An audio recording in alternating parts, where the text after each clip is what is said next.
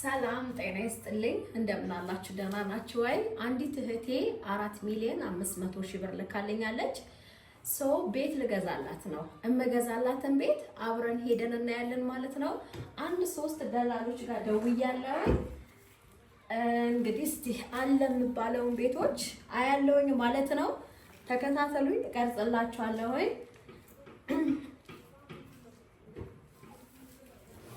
ምን ጊዜ ቤት ስትገዙ ውክልና ላይ ቼክ ማድረግ አለባችሁ። ሳይት ፕላኑ ህጋዊ ነው ህገወጥ ነው የሚለውን ነገር ማዘጋጃ ቼክ ማድረግ አለባችሁ ከመግዛታችሁ በፊት። ሁሉንም እንግዲህ ሂደቱን አሳያለሁ ብዬ አስባለሁ፣ አሳያችኋለሁ። እኔ አሁን ልሄድ። በጣም ብዙ ጊዜ ቤት ሰው ከገዛ በኋላ የሚደነግጥበት መረጃ ልንገራችሁ። ሊዝ ሻጮቹ የሊዝ 20,000 ብር አለበት አመታዊ ክፍያ፣ 15,000 ብር አለበት አመታዊ ክፍያ፣ 10,000 ብር አለበት ብለው በፍጹም አይናገሩም። ሻጮቹ 10 ሚሊዮን ከተባሉ ተከራክረው እስከ 8 ባለው እስከ 9 ባለው ይገዙታል። ነገር ግን በየአመቱ 20,000 ብር እንደሚጠብቃቸው ለ40 አመትና ለ30 አመት የሚያውቁት ታሪክ የለም። ይሄ ብዙ ጊዜ ገዦች የሚያስደነግጥ መረጃ ነው። ነገር ግን ይሄንን ማወቅ አለባችሁ። የሊዝ ስንት አለበት አመታዊ ክፍያ ብላችሁ ማወቅ አለባችሁ። የሊዝ ነው፣ ምትክ ነው፣ ስጦታ ነው፣ ይዞታ ነው፣ ህጋዊ ነው፣ ህገወጥ ነው ማወቅ አለባችሁ። ይሄንን መረጃ ከመግዛታችሁ በፊት ይሄ ቤት የማሳያችሁ ዋልታ ነው። በጣም እጅግ በጣም ቆንጆ ለመኖሪያ የሰሩት ቤት ነው። ነገር ግን ሀገር ለመቀየር አስበዋል። ስለዚህ ይሄንን ቤት ይዤላችሁ የመጣሁት ዋጋው 14 ሚሊዮን ብር ተብሏል እና ከመግቢያው ጀምሮ እንደምታዩት መግቢያው ላይ የእንግዳ ማረፊያ እስከነ አልጋው እስከነቃው ማቴሪያል የተሟላለት አለው ማለት ነው። በጣም የሚያምር ከመግቢያው ከደጅ ጀምሮ እዩት። ጥንቅቅ ተደርጎ የተሰራ ነው። እየኖሩበት ነው ባለቤቶቹ ራሳቸው። ነገር ግን ሰውየው ስራ ተቀይሯል መሰለኝ። አይኖ ሌላ ሀገር ራቅ ያለ ሀገር ሊሄድ ነው። ይሄም እንደዛው ለእንግዳ ማረፊያ ነው። ወይም ደግሞ ግቢ ላይ እንግዳ ቢመጣባችሁ እዚህ ማስገባት ትችላላችሁ። ይሄ ሁለተኛ ክፍል ነው። ያኛው አንድ ክፍል አለ፣ ይሄ ሁለተኛ ክፍል ነው። በረንዳ ላይ ያሉ ቤቶች ናቸው ማሳያችሁ የክፍሎቹን። እናንተ ለፈለጋችሁት ነገር ማድረግ ትችላላችሁ ማለት ነው። ከዛ በኋላ ሽንት ቤት ሻወር ደግሞ አሳያችኋለሁ። ለነዚህ ክፍሎች በውጭ በኩል አላቸው። ይሄ የሳሎኑ የትልቁ ቤት ፍሬንች ዶር በር እና በኮሊደር በር ነው ማለት ነው። እዩት። በፍሬንች ዶሩም በኮሊደርም በር አለው በረንዳ ላይ። ከዛ በኋላ በኮሊደሩ በር ስንገባ ይሄ መኝታ ቤት የባልና ሚስት መኝታ ቤት ነው የሚያሳየው ማለት ነው። መኝታ ቤቱ ግሪን ኤሪያው ያው እስቲ ቆይ አንዴ ገባ እያለን እንየው።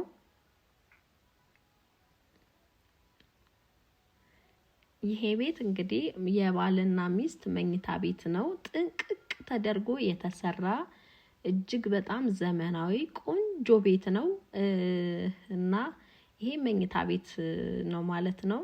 ሻወር ሽንት ቤት ደግሞ ይሄ የምታዩት የልብስ ቁም ሳጥን ነው። በዚህ በኩል በር አለው። ሻወር ሽንት ቤት ማስገቢያ ማለት ነው። ይሄው ወደዚህ ደግሞ ስትገቡ ሐማም አለ ማለት ነው። ሽንት ቤት ባትሩም ከዛም እንወጣለን። ይሄውላችሁ ይሄው ተሰርቷል። በቁም ሳጥኑ በር በኩል ነው የምትገቡት። በደንብ ነው የማሳያችሁ። ቀስ ብላችሁ ተከታተሉኝ። በጣም ብዙ ቤቶች ነው የማሳያችሁ እስከነ ዋጋቸውን ሙሉ መረጃ ነው ይዤላችሁ የመጣሁት። እዩት። ይሄ መኝታ ቤታችሁ ላይ አልጋችሁ ላይ ሆናችሁ ወንበር ላይ ቁጭ ብላችሁ ወደ ውጪ የምታዩት የበረንዳችሁ ግሪን ኤሪያ ነው ማለት ነው። በር ነው ይሄ ወደ በረንዳ የሚያስወጣ። በጣም ነው የሚያምረው መኝታ ቤቱ። በረንዳው አሰራሩ ያምራል። እቺ ያው ሙመር ናት። ኮሊደር ወደ ሳሎን በውስጥ በኩል መግቢያ፣ እንደገና የእጅ መታጠቢያ አለ፣ ኪችን አለ። ኪችን 3 ኪችን ነው ያለው ይሄ ቤት። ይሄም አንዱ ኪችን ነው። ሙመር ላይ ወይም ኮሊደር ላይ ያሉ ክላሶች ውስጥ አንደኛው ኪችን ነው ማለት ነው። ታዲያ ይሄንን መኝታ ቤት ማድረግ ትችላላችሁ። ይሄም አንድ መኝታ ቤት ነው፣ ቁልፍ ነው በሩ። ከዛ ይሄ ሳሎን ነው ማለት ነው። ላቀራረጽ በጣም ይቅርታ። እሺ ይሄ ሳሎን ነው፣ በጣም ትልቅ ሳሎን ነው። በጣም ቆንጆ ሳሎን ነው ሳሎኑ።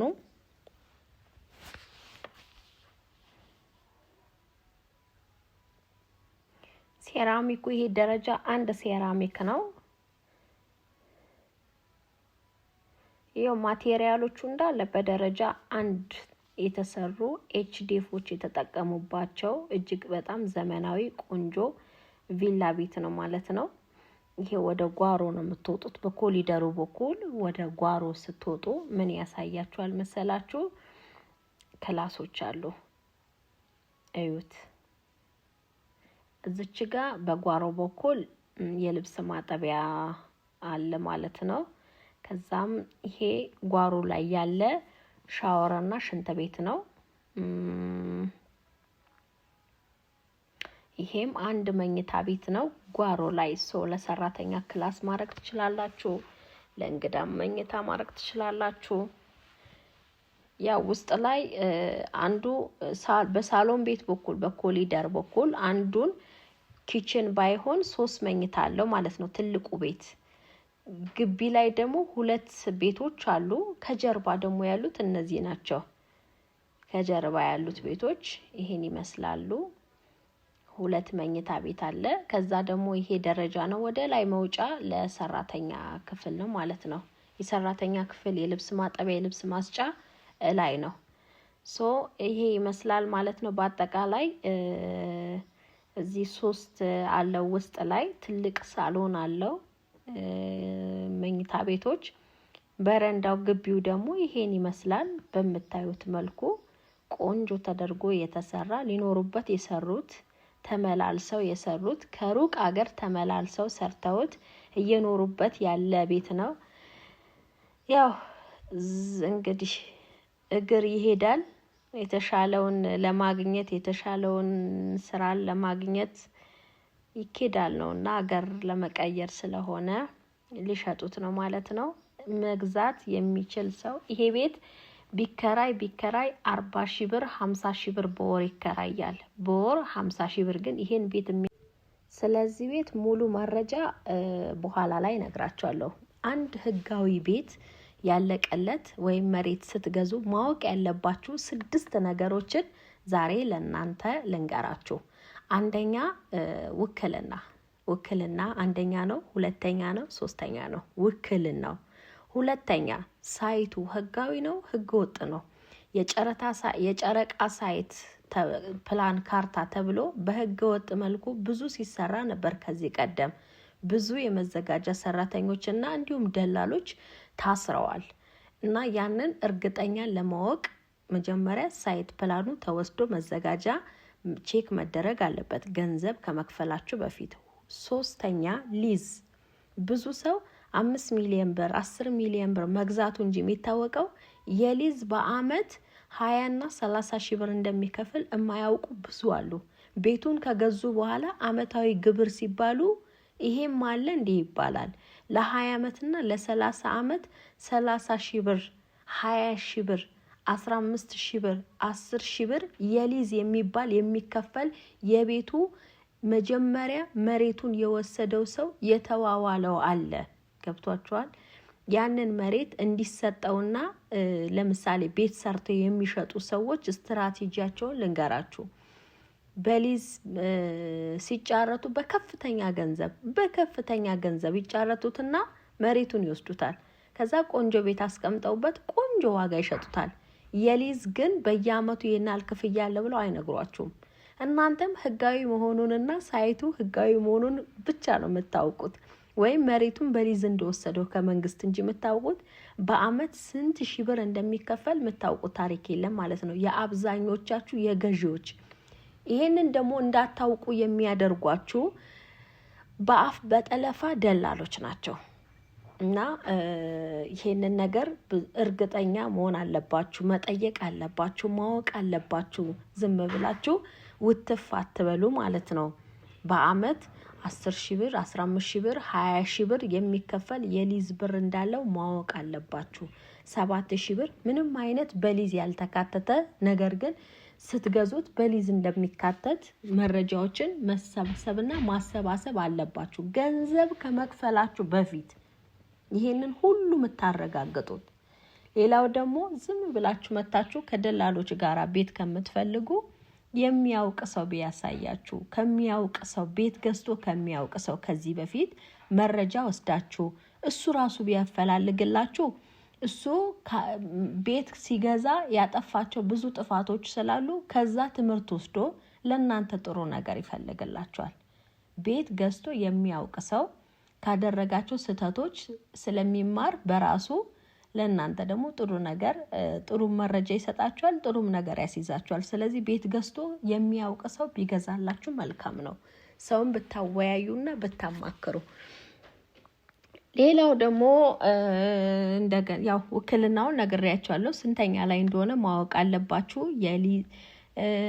ስጦታ ነው፣ ምትክ ነው፣ የሊዝ ነው ምትክና ያንን ማወቅ አለባችሁ ከመግዛታችሁ በፊት። ሌላው ደግሞ ቤት ስትገዙ ራሳቸው በጎን በተለያዩ ሰዎች ማጣራት ያለባችሁ ነገር ልንገራችሁ። ከነጋዴ ሳይሆን ቤት መግዛት ያለባችሁ ሰዎች ሊኖሩበት ሰርተውት ነገር ግን አገር ሊቀይሩ ከሆነ በሆነ አጋጣሚ እዳ ውስጥ ገብተው ከሆነ በሆነ ችግር ምክንያት ሊሸጥ የደረሱ ቤቶች ብትገዙ ተማመን። አንደኛ እኔ ቤት ሰርቻለሁኝ። እኔ ቤት ስሰራ በሲሚንቶ አቅም በአንድ ቀረጢት ሲሚንቶ የ1,000 ብር ልዩነት ያላቸው ሲሚንቶዎች ነበሩ። እኔ ለራሴ ስለሆነ ቤት ስሰራ የነበረው ዳንጉቴ የሚባለው 2,300 ብር ገዝቼ ነው ቤቴን የሰራሁት። ደረጃ 1 ዳንጉቴ ሲሚንቶ፣ ደረጃ 1 አሸዋ፣ ደረጃ 1 ብሎኬት፣ ደረጃውን የጠበቀ ከሴራሚክ አቅም እንኳን በደረጃ ነበር ስገዛ የነበረው። ለምን? ልኖርበት ስለሆነ። ስለዚህ ለሽያጭ የሚሰሩ ቤቶች ደግሞ አሉ። በጣም ነው የሚገርሙት። ውስጣቸው በቃ ባዶ ነው ማለት ሁላ ትችላላችሁ። ክፍሎቹንማ በጂፕሰም ነው የሚከፋፈለው። በቦርድና በጂፕሰም ከፋፍለውት ነው ለአንዳንድ ቤቶች ክፍሉ እየተሸጠ ያለው። ስለዚህ ለሽያጭ የሚሰሩ ቤቶች እንደዛ አይነት ቤቶች በጣም ጥንቃቄ ልታረጉ ይገባል። ምክንያቱም እናንተ ልትኖሩበት ነው። ከአመት በኋላ ተቦርብሮ ውሃ ሲፈስበት በውስጥ ሲያስገባ የሆነ በሆነ መንገድ ከግርግዳ ቀዶ ሲገባ ነው የምታገኙት። እንደዛ አይነት ለሽያጭ የተሰሩ ቤቶች ስትገዙ ይሄንን እንከኖች ይገጥሟቸዋል። ኢማጂን ከሻወር ቤቱ ከወራት በኋላ ውሃ ቀጥታ መኝታ ቤታችሁ ሲገባ የምታገኙት ማለት ነው። እና እንደዛ አይነት ነገሮች ይገጥማቸዋል። ስለዚህ ምን ለማለት ፈልጌ ነው፣ ቤት ስትገዙ እያወቃችሁ ብትገዙ መልካም ነው ለእናንተ። ሰውን አማክሩ፣ የሚያውቅ ሰው ይግዛላችሁ። ገንዘብ ስላላችሁ በቀለም ስላማረ ፊት ለፊቱ እንትን ስላለ አይደለም። እና ይሄ ነው ማለት ነው። መዘጋጃ ሄዳችሁ ቼክ ማድረግ ይገባል ሳይቱን ህጋዊ መሆኑን። ከደላላ ጋራ ምንም አይነት ካሳያችሁ በኋላ ምንም አይነት ግሩፕ የላችሁም። የሚከፈለውን ይከፈላቸዋል ሲያልቅ። ነገር ግን ደላላ ምንም አይነት ነገር ሊያዋክባችሁ ሊያሳያችሁ አይገባም። እናንተ ናችሁ ማየት ያለባችሁ በሁለት አይናችሁ። ደላላው አንዱን አይናችሁ ሸፍነውና በአንድ አይናችሁ እንድታዩ ነው የሚያደርጋችሁ። ስለዚህ ልትዋከቡ አይገባም። ሌላው ደግሞ ምንድነው መሰላችሁ፣ ብዙ ሳትዘዋወሩ ብዙ ሳታዩ እኔ መጀመሪያ ንገሩት ለደላሎቹ።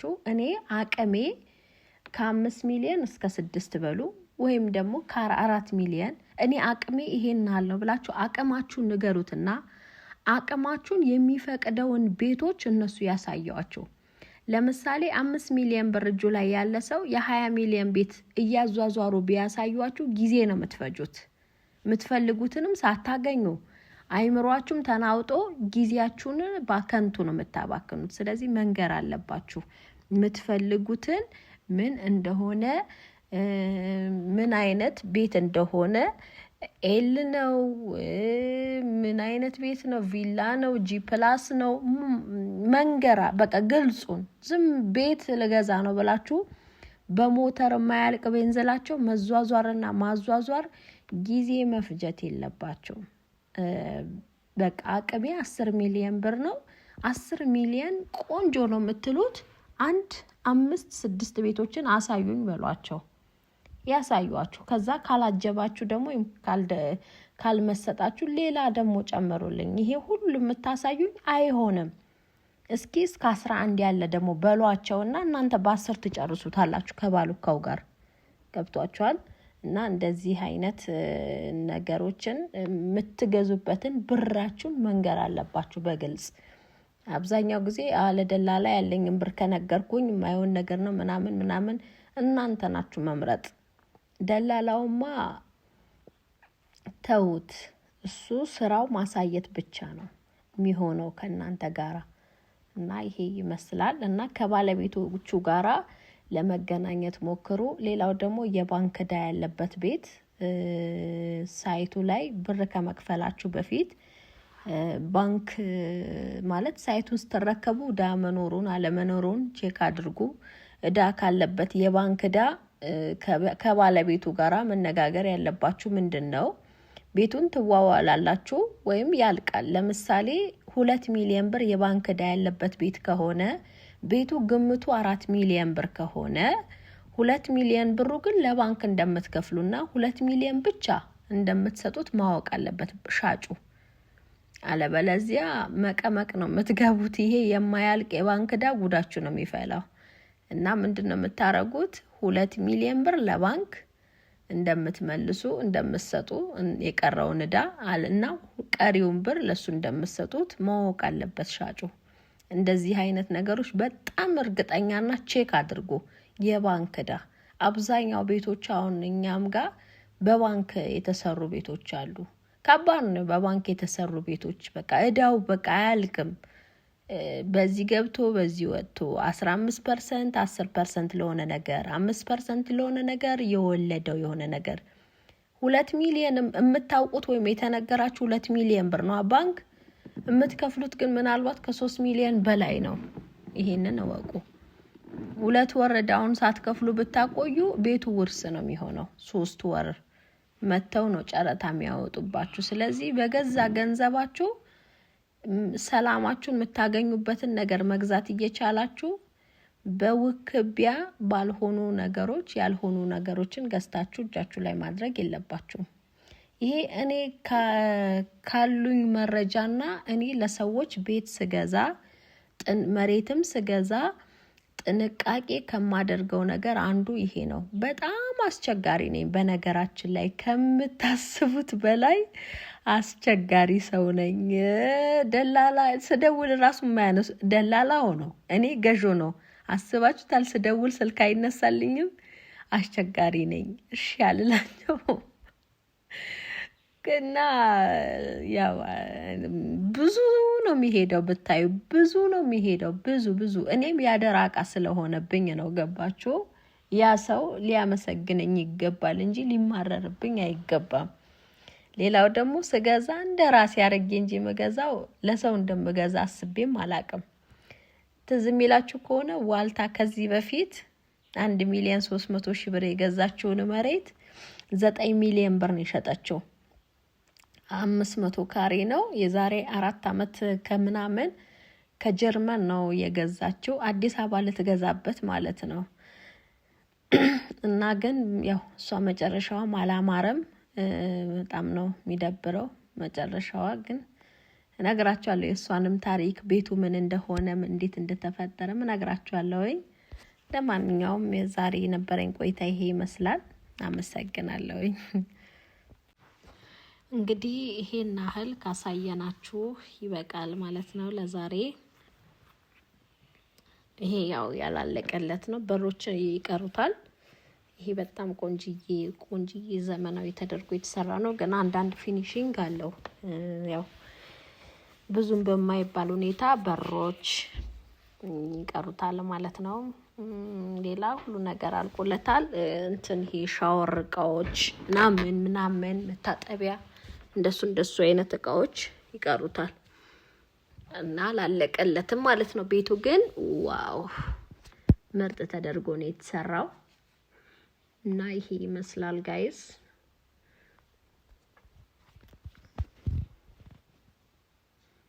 ይሄ በጓሮ መሄጃ ነው። ወደ ጓሮ ወዳሉ ክላሶች ሰራተኛ ክፍል፣ ኪችን፣ ሽንት ቤት፣ ሻወር፣ የልብስ ማጠቢያ ሁሉንም ነገር ያዘለ ነው።